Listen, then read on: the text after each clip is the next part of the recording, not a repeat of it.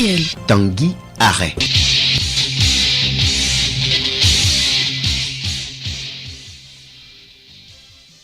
Mesdames et messieurs, heureux de vous retrouver pour le magazine pluriel de ce samedi. Au sommaire, le Togo accueille du 3 au 5 décembre prochain le sommet sur la coopération énergétique en Afrique de l'Ouest.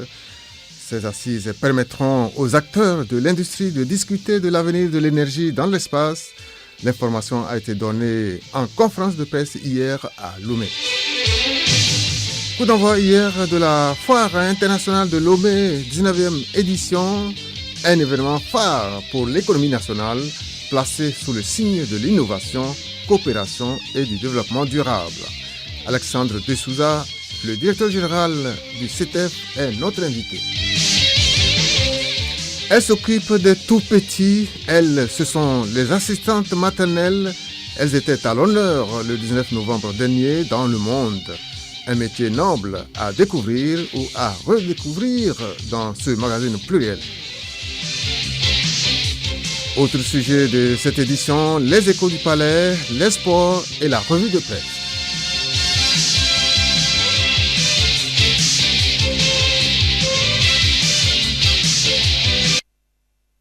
Nous, tout de suite à la présidence où Raila Odinga, l'ancien premier ministre kényan, a été reçu jeudi dernier par le chef de l'État, Faure Esozimna Nyazingbe. Plusieurs points étaient à l'ordre du jour. Nous écoutons Raila Odinga au sortir de l'audience.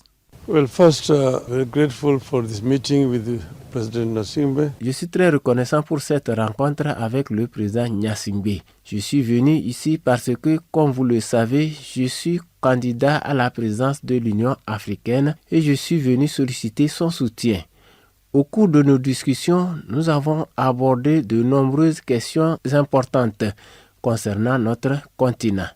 Les infrastructures, le commerce intra-africain, le changement climatique, les transports et la facilitation des visas, ainsi que les questions culturelles à travers le continent. Nous avons déjà travaillé ensemble avec le président en tant que champion du MITA pour développer les réseaux de transport sur le continent et garantir la libre circulation des personnes et des biens.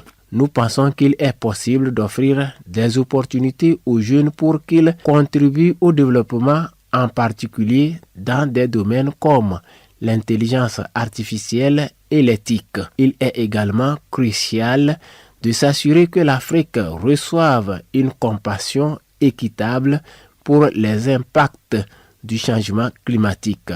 En outre, la valorisation des matières premières sur le continent est essentielle pour créer des emplois et favoriser la croissance économique. Le président est également engagé à résoudre les problèmes d'insécurité dans les différentes régions. To support my candidature for the chairmanship of the African Union. Nous le disions en titre, le Togo abrite du 3 au 5 décembre prochain le sommet de la coopération énergétique en Afrique de l'Ouest. Sous le patronage du président de la République, ce sommet permettra aux leaders de l'industrie et des investisseurs de discuter sur l'avenir de l'énergie dans la région.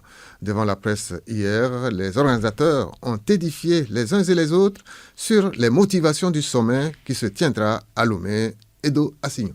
Le sommet de la coopération énergique premier du genre en Afrique de l'Ouest va rassembler à Lomé les leaders de l'industrie, des investisseurs ainsi que des décideurs politiques. Ensemble, ils vont définir des directives fiables pouvant favoriser l'expansion des énergies durables dans l'espace ouest africain. Abdoulaye Silla, directeur général de EnergyNet. Ce sommet s'appelle le sommet ouest-africain sur l'énergie. Comme vous le savez, il y a un grand potentiel dans la région, mais qui n'est pas encore exploité. Donc du coup, nous, notre but, c'est de faire le maximum possible pour qu'il y ait des investisseurs, pour qu'il y ait des projets, pour qu'il y ait des opportunités dans cette industrie qui est encore sous mal gouvernée. Donc du coup, le Togo nous a montré, ils nous ont accueillis à bras ouverts. Ils nous ont dédié leur effort, tout le travail qu'ils font pour mettre en avant pour que cette industrie bouge de l'avant. Il y aura des discussions sur les projets. On veut du concret maintenant. Il y a beaucoup de politique qui a été mise en place, mais maintenant on veut des actions et le Togo était la meilleure place pour avoir ces actions. Le choix porté sur le Togo pour abriter ce sommet n'est pas un effet de hasard. C'est la conséquence des avancées enregistrées par le Togo dans le domaine de l'énergie. Aminata Boukarba, conseillère technique au ministère de l'Énergie. Le Togo a fait des avancées remarquables en termes de réformes dans le secteur de l'énergie, en termes de projets. Donc il y a eu des projets innovants comme le programme CISO, comme le programme Tinga, avec des ambitions très grandes en termes d'indépendance énergétique, en termes d'efficacité énergétique, en termes de nouvelles centrales, en termes d'accès. Et le Togo a mis en place de nombreuses incentives pour pouvoir améliorer le climat des affaires, pour pouvoir permettre l'investissement du secteur privé. Cette année, le Togo est premier sur le Doing Ready de la Banque mondiale en Afrique de l'Ouest. C'est grâce à toutes les réformes et à l'innovation que le Togo a pu mettre en place que le Togo a été choisi. Ce sommet servira de plateforme de rencontre pour le devenir de l'énergie en Afrique de l'Ouest. Jour 2, ce samedi, de la Foire internationale de Lomé, l'événement qui se tient au Centre togolais des expositions et foires CETEV a ouvert ses portes hier sous la direction de la chef du gouvernement, Victoire Domenga Dogbe, une rencontre annuelle de vente de business et d'ateliers. Alou Noywe pour le compte-rendu.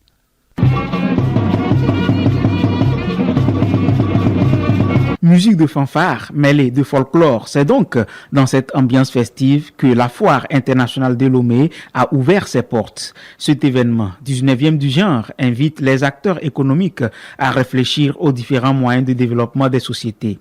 Alexandre de Souza, directeur général du Centre togolais d'exposition et de foire de Lomé. Cette année, notre thème, normes et qualités des produits et services, outils de compétitivité et d'accès au marché connecté, invite chacun d'entre nous à réfléchir sur les leviers qui permettront à nos entreprises de s'imposer sur la scène internationale. Nous avons conçu cette 19e édition comme un carrefour d'opportunités.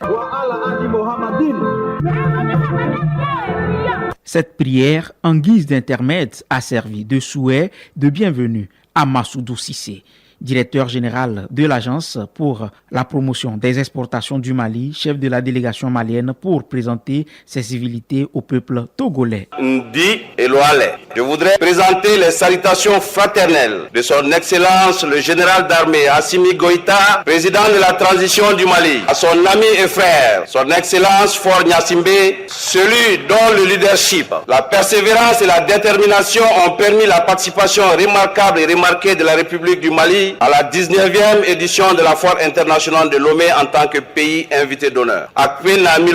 Et pour gratifier la foule de sa présence, la délégation malienne a offert un spectacle au rythme du balafon et du djembé.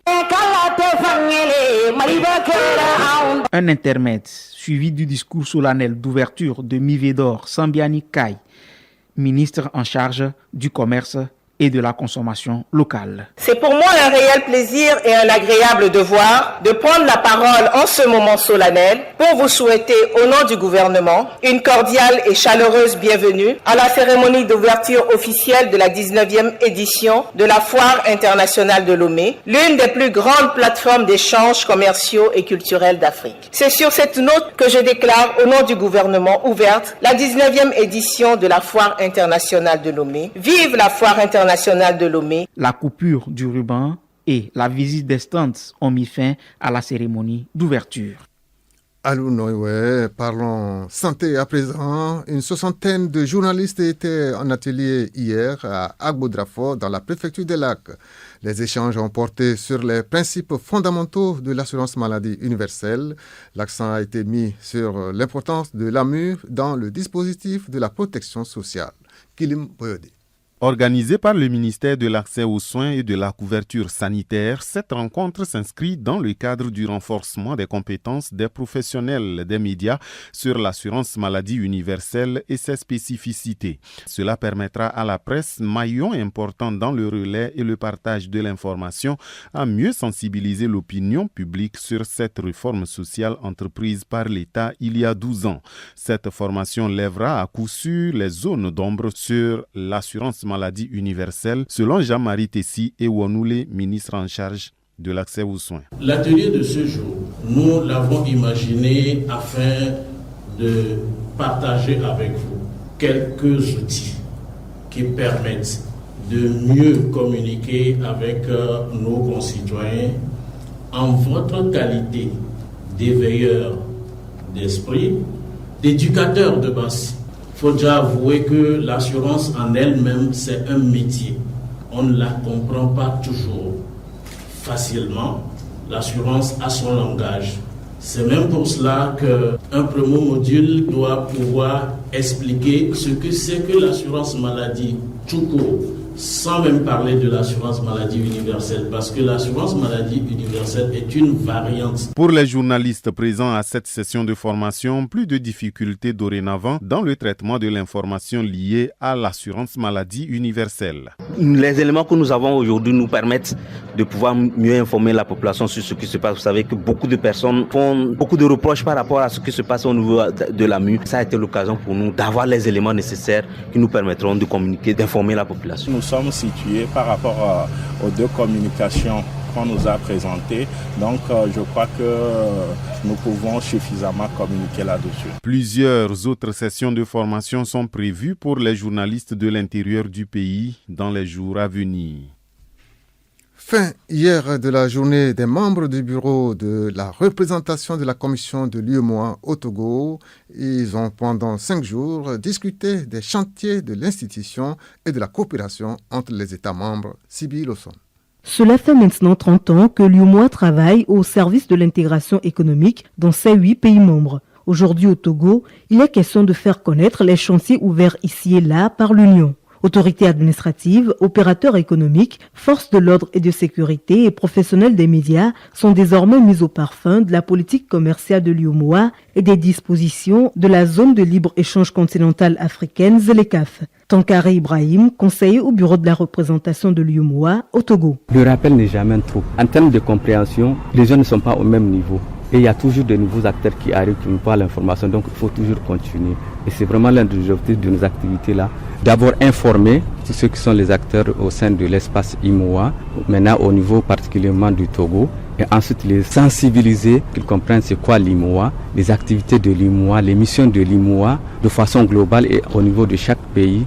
Ensuite, le thème principal, c'est comprendre la politique commerciale de l'IMOA et maintenant, en face de ça, la mise en œuvre de la ZLECAf. Deux communications ont notamment meublé cette session, l'Union, un puissant outil d'intégration régionale, et la politique commerciale de l'UEMOA et la mise en œuvre de la ZLECAf. Aussi, l'UEMOA espère-t-elle que les participants soient le relais de l'information. Que ceux qu'ils vont accueillir aujourd'hui en termes d'information, qu'ils soient le relais de toutes les informations qu'ils ont accueillies au niveau de leur région, au niveau de leurs collègues à tous les niveaux, pour que à tout moment, que ce soit sur le plan politique commercial de l'UEMOA, les gens comprennent c'est quoi cette politique-là pour que ça soit avantageux à la population. Et maintenant, avec l'arrivée de la ZLECAf, qu'ils comprennent à quoi s'attendre maintenant à l'espace IMOA. Parce que la ZLECAf, c'est l'ouverture maintenant du continent africain au sein de l'IMOA. C'est 8 pays. Maintenant, c'est pratiquement 50 et quelques pays qui vont venir encore dans le même espace. Donc, il faut que la population ait l'information. Quand vous avez l'information, on dit vous avez le pouvoir. Donc, ces informations-là soient utiles aux populations et qu'ils puissent vraiment bien se préparer et que ça soit à leur avantage. Démarré lundi dernier à Kara, les journées d'information et de sensibilisation sur les chantiers de l'UEMOA prennent ainsi fin avec l'étape de Lomé. Atapamé a reçu la visite de la délégation de l'UEMOA mercredi. Toujours dans l'actualité ce samedi, nous parlons Millennium Challenge Corporation, MCC. Le Togo a validé 16 indicateurs sur 20 et coche pour la 9e année consécutive les critères d'éligibilité. Angèle Outanji. La liberté économique, la bonne gouvernance et le renforcement de l'investissement dans le capital humain, le Togo a été évalué dans ces 3 catégories. Begedzoué Paneto, secrétaire général du ministère chargé de la planification, du développement et de la coopération. La catégorie de la liberté économique comporte 8 indicateurs. Sur les 8 indicateurs, nous avons validé 7. Lorsque nous prenons la catégorie de la bonne gouvernance, nous avons 6 indicateurs. Et sur les 6 indicateurs, nous avons validé 5. Et la 3e catégorie, c'est la catégorie de l'investissement dans le capital humain. Et là aussi, nous avons un défi sur la santé infantile parce que lorsque nous disséquons cet indicateur, il y a beaucoup d'investissements à réaliser en matière d'infrastructures d'assainissement. Il y a beaucoup d'investissements à faire en matière des infrastructures d'accès à l'eau potable, mais également des investissements à faire pour réduire la mortalité infantile. Ces résultats ont été obtenus grâce à plusieurs réformes faites par l'État togolais. Le pays compte arriver à 19 indicateurs d'ici à 2026. Le 19 novembre dernier, les assistantes maternelles étaient à l'honneur, occasion de valoriser le métier des assistantes maternelles, celles qui s'occupent des tout petits enfants qui ne sont pas les leurs, mais toujours disponibles pour les servir. À découvrir ce métier dans ce dossier de Rachel Douamissimé, présenté par Odette Pira.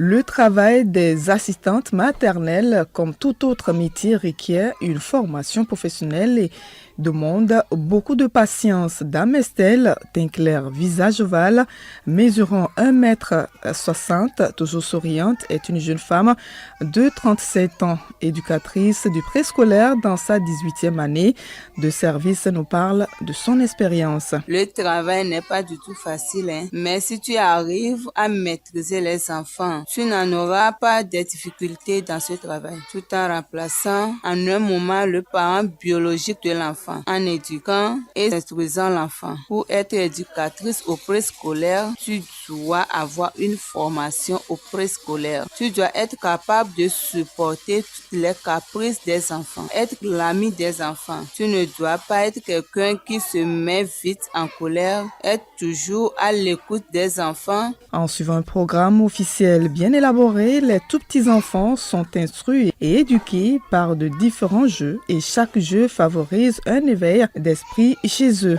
Dame Estelle, éducatrice du préscolaire. Nous organisons différents jeux de socialisation qui fait participer tous les enfants, les jeux chantés et dansés, jeux de tabouret, jeux de couleurs, jeux de forme, jeux de compétition, jeux de relais. Nous implantons les jeux au cours comme balançoire, toboggan, cage à écureuil. Quand ils font ces jeux, ils développent l'esprit d'équipe, de socialisation, de vivre ensemble. Les assistantes maternelles jouent également un rôle crucial dans le développement affectif, physique et psychologique des tout petits enfants.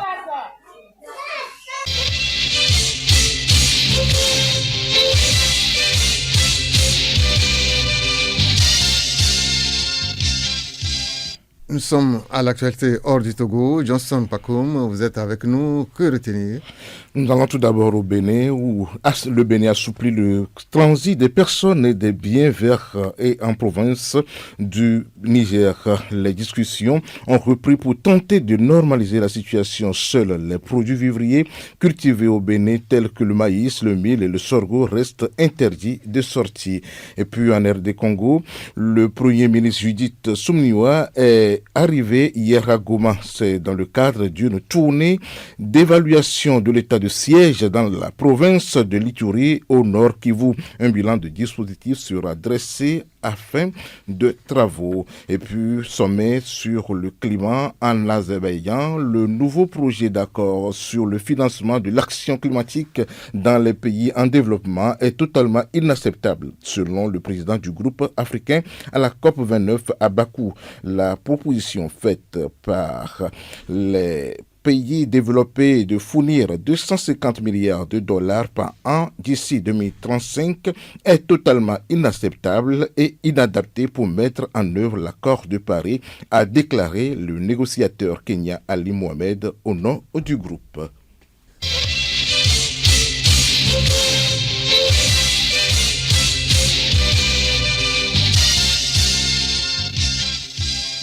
Nous le disions en titre, l'un des objectifs de la 19e foire internationale de Lomé est de favoriser le réseautage et la redynamisation de l'économie nationale. L'édition 2024 qui s'étend du 22 novembre au 8 décembre prochain entend renforcer la compétitivité des produits nationaux sur le marché international à travers l'animation des panels. Pour en parler, nous recevons M. Alexandre Dessouza, directeur général du Centre togolais des expositions et foires de Lomé. Il est l'invité de Magazine Pluriel au micro de Rebecca Kogomna. Monsieur le directeur, bonjour. Bonjour. Pour cette 19e foire, le thème retenu, c'est normes et qualité des produits et services, outils de compétitivité d'accès au marché connecté. Qu'est-ce qui sera fait autour de ce thème lors de cette édition?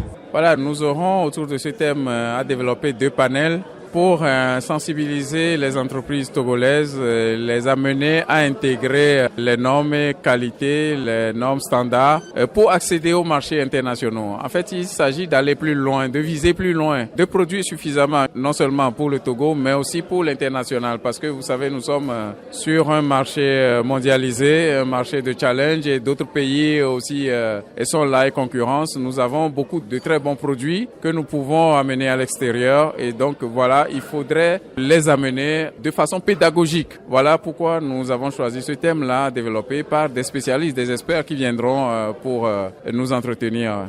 Peut-on avoir une idée des exposants qui seront là pour cette édition? En global, je sais que nous allons dépasser le chiffre de l'année dernière, mais vous savez, ce n'est pas seulement de compter le nombre de stands pour déterminer le nombre d'exposants. Il y a parfois des exposants induits, il y a d'autres qui exposent avec 2 entreprises, etc. Et donc les statistiques, nous sortirons les vrais chiffres d'ici quelques jours, mais d'ores et déjà, nous pensons que nous avons dépassé le nombre de l'année dernière parce que nous avons ouvert d'autres espaces et donc nous avoisinerons probablement les 1500 exposants. Les pays invités concernent seulement la sous-région ou bien d'autres viendront d'ailleurs? Nous avons plusieurs pays qui participent à la foire de Lomé. Entre autres, vous avez vu la Turquie représentée, la Chine, la République dominicaine. Il y a tellement de pays, il y a plusieurs pays. Mais le pays invité d'honneur, c'est le Mali. Et donc, vous l'avez vu lors des discours d'ouverture, c'est le pays invité d'honneur, qui est le Mali, qui expose dans le pavillon Agou. Donc voilà, qui est venu avec beaucoup d'entreprises maliennes, avec les produits maliens, etc., avec leur culture également. Voilà. Alors, quels sont les objectifs envisagés pour cette édition 2024? Comme toutes les éditions, vous savez, la foire de Lomé, c'est une foire commerciale. Mais nous venons de dire que la foire de Lomé surpasse le simple événement commercial et vise à aller plus haut, aller au niveau culturel, social et voilà tout. Donc, vous voyez, c'est un outil de dynamisation de l'économie nationale. Et donc, nous souhaitons que la foire se passe bien, que les échanges commerciaux, les activités prévues à cette foire, ce sont tout ça qui concourt aux objectifs qui sont prévus pour la foire, donc pour dynamiser l'économie. Donc, nous espérons que tout aille bien et que les entreprises retrouvent le sourire. Nous sommes à la fin d'année. La foire augure les bons moments de fin d'année, donc que les entreprises tirent meilleure partie de cette foire et que la fin d'année soit pour nous, comme on dit, bokor. Alors, parlez-nous des heures d'ouverture et de fermeture. Les horaires du lundi au jeudi, c'est de 9h à 21h. Et puis du vendredi au dimanche, c'est de 9h à 23h. Et je rappelle aussi les tickets d'entrée, c'est de 300 francs en semaine du lundi au jeudi et de 500 francs en week-end. Donc le week-end commence le vendredi jusqu'à dimanche. Et l'entrée est totalement libre et gratuite pour les enfants de moins de 10 ans accompagnés d'un adulte.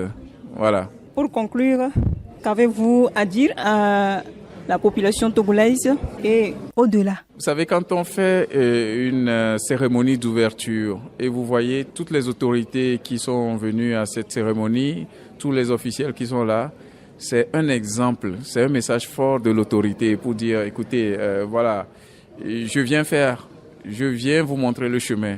Maintenant, nous invitons la population à suivre le même exemple, à venir visiter la foire parce que comme nous le disons, c'est notre foi, c'est notre économie. Ce n'est pas quelqu'un seul qui bouge le doigt pour que l'économie marche. C'est l'engagement de tous qui fait en sorte que le commerce marche et que l'économie roule très bien.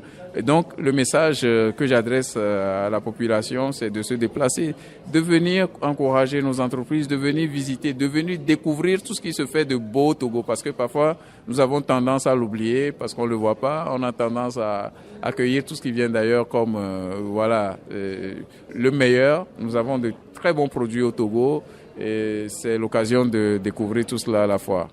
Merci, monsieur le directeur. Monsieur le directeur, bonjour. Bonjour. Pour cette 19e foire, le thème retenu, c'est normes et qualité des produits.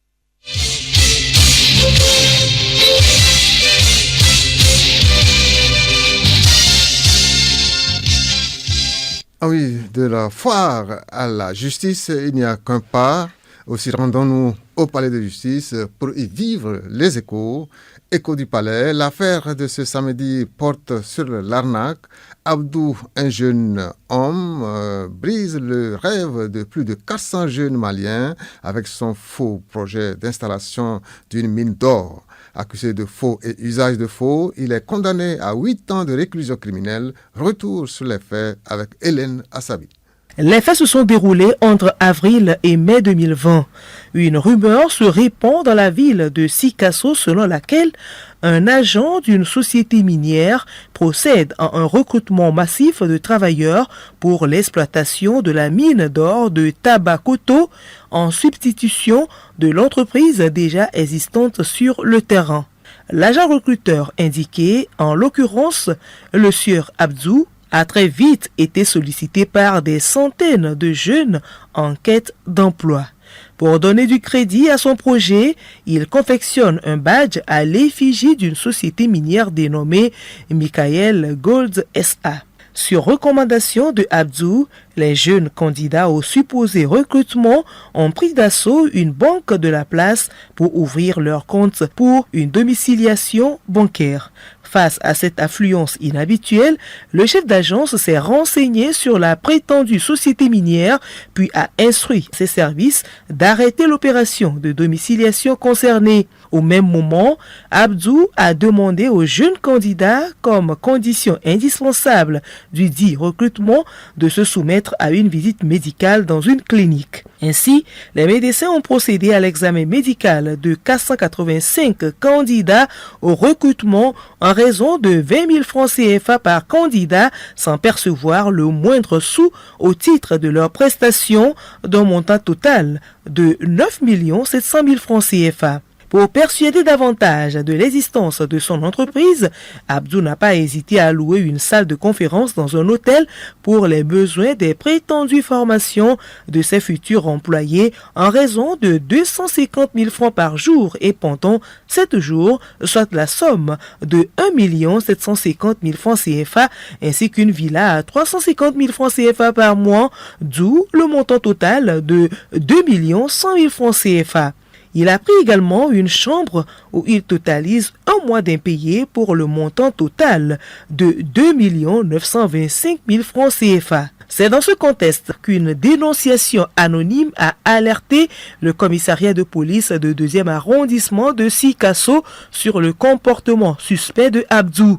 L'enquête ouverte par la dite unité de police judiciaire a permis de découvrir qu'aucune entreprise dénommée Michael Gold SA n'a été détentrice d'un quelconque permis d'exploitation minière en République du Mali, encore moins de la mine d'or de Tabakoto. Sur la base de plusieurs plaintes provenant de différentes victimes, la NARC a été mise au grand jour. À l'issue de l'enquête préliminaire, Abdou a été poursuivi et inculpé devant le magistrat instructeur pour escroquerie, faux et usage de faux. À la barre des assises, le 3 septembre dernier, pour répondre de ces faits, Abdou est reconnu coupable. Il écope de 8 ans de réclusion criminelle et au paiement de 12 900 000 francs CFA de dommages et intérêts. On se retrouve samedi prochain pour une autre affaire. Sans transition, sport, football, les 12 pays en lice pour la CAN féminine 2024 ont été fixés sur leurs adversaires vendredi. L'issue du tirage au sort laisse présager de belles confrontations dès le premier tour. Kilim Boyodi. Le Maroc, pays organisateur, et les 11 autres nations qui partent à l'assaut du trophée de la CAN féminine 2024 connaissent désormais leurs adversaires respectifs. Le Maroc hérite de la République démocratique du Congo, du Sénégal et de la Zambie. Un groupe intéressant avec une belle opposition entre les Lionnes de l'Atlas et les Zambiennes, match très attendu dans ce groupe A.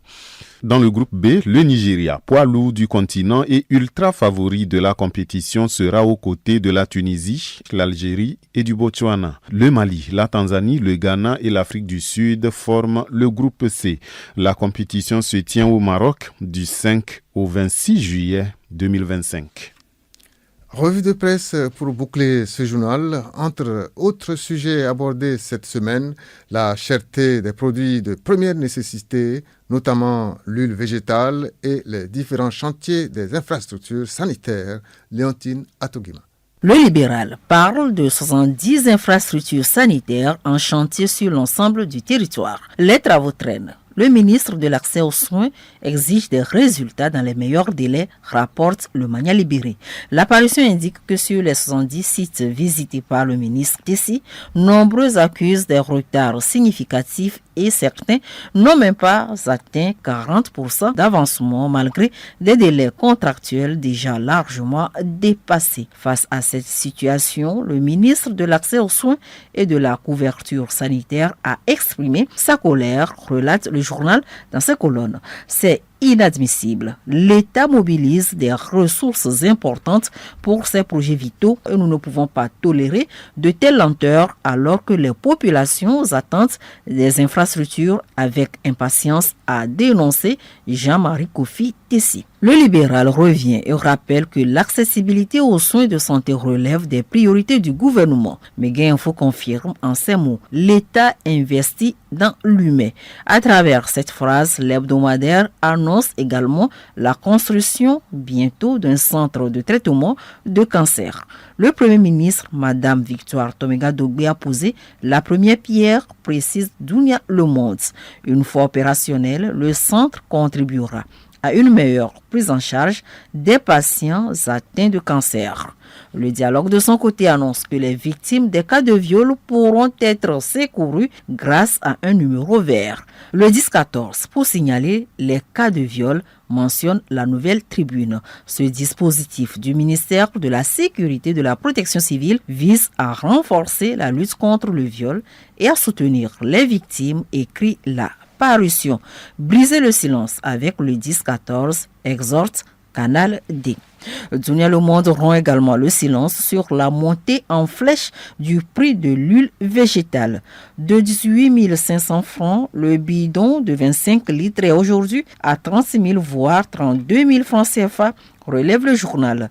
Une flambée record, une pilule difficile à avaler, déplore l'apparition qui rajoute qu'en dehors de l'huile végétale, le bol de maïs est au-delà de 700 francs CFA, le soja au-delà de 1000 francs le bol, le haricot à plus de 2500 francs le bol et le sorgho à 1200 francs le bol. À Dunia Le Monde d'indiquer que les prix varient selon les marchés et selon la distance d'approvisionnement. C'est dans cette hausse intempestive que s'annoncent les fêtes de fin d'année.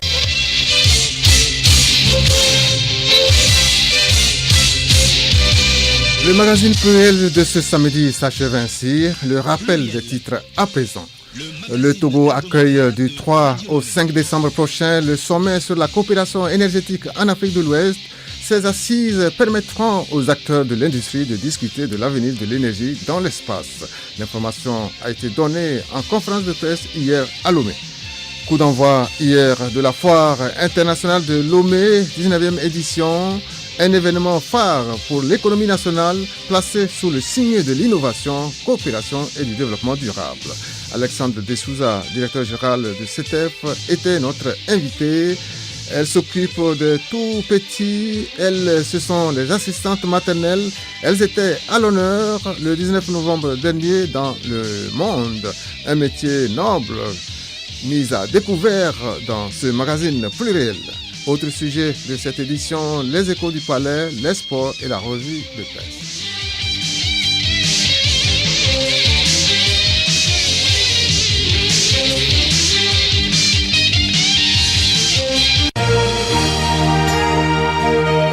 Radio Lomé, boîte postale 434, email radiolomé@radiolomé.tg. radiolomé.tg